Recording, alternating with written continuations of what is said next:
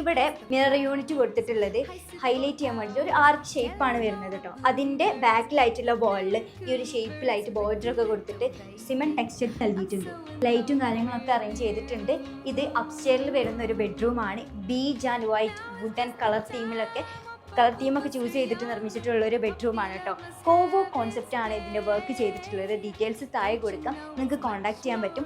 ഒരു queen size bed cot നൽകിയിട്ടുണ്ട്. അതിൻ്റെ ബെഡ്ഷീറ്റിൻ്റെ കളറൊക്കെ ചൂസ് ചെയ്തിട്ടുള്ളത് അടിപൊളിയായിട്ടാണ്. ഹെഡ് പോർഷനൊക്കെ ഒരു വൈറ്റ് ആൻഡ് വുഡ് കളറാണ് ചൂസ് ചെയ്തിട്ടുള്ളത്. രണ്ട് ഭാഗത്തായിട്ട് ഡിഫറെൻറ്റ് ആയിട്ടുള്ള ഒരു സൈഡ് ടേബിൾ കൊടുത്തിട്ടുണ്ട്. പിന്നെ ഈ വാർഡ്രോപ്പാണ് വരുന്നത്. വാർഡ്രോപ്പ് സ്ലൈഡിങ് ഡോറാണ് കൊടുത്തിട്ടുള്ളത്. ഇത് ഹൈലൈറ്റ് ആക്കാൻ വേണ്ടിയിട്ട് അല്ലെങ്കിൽ ഒരു ലുക്ക് കിട്ടാൻ വേണ്ടിയിട്ട് ഈ ഒരു സിൽവർ സ്ട്രിപ്പ് നൽകിയിട്ടുണ്ട് കേട്ടോ. പിന്നെ അറ്റാച്ച്ഡ് ആയിട്ടുള്ള ടോയ്ലറ്റ് വരുന്നുണ്ട്. അത് ഈ ഒരു 4 സ്പേസിലായിട്ടാണ് വരുന്നത്. 210 150 ഇതിൻ്റെ ടോയ്ലറ്റിൻ്റെ സ്പേസ് വരുന്നത്. Dry area, wet area, wash basin